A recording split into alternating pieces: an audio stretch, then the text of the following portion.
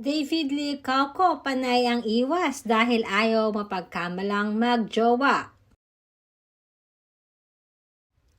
Napahanga na naman ng napakaraming netizens kanina sa All Out Sunday dahil na rin sa performance na all out ni Barbie Fortesa. Hindi nga inaasahan ng lahat ang pa-sexy dance na ito ni Barbie. Nakitang-kita kung gaano talaga ka-versatile na artista ang isang Barbie Fortesa.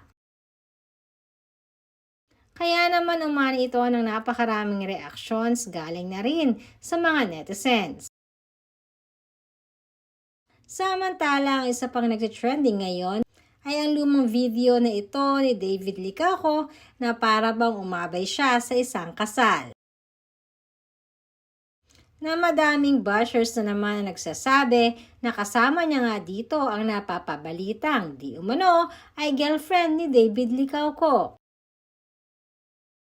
Sa nasabing video kasi ay makikita na si David ay nasa likod ng isang girl, pero makikita din naman kung paano umiiwas itong si David Lee Cauco.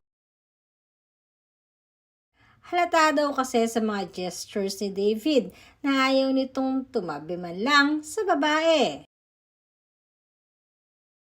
Kaya naman sa mga nagsasabing ito ay girlfriend ni David, hindi tuloy may aalis ng napakaraming netizens na mapareact na sadyang sinisira lamang di umano talaga ng mga bashers ang borda.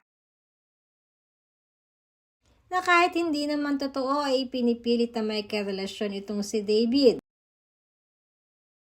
Samantalang isang magandang balita naman ang nakarating sa aming source na talagang may pakakaabangan tayo this coming summer.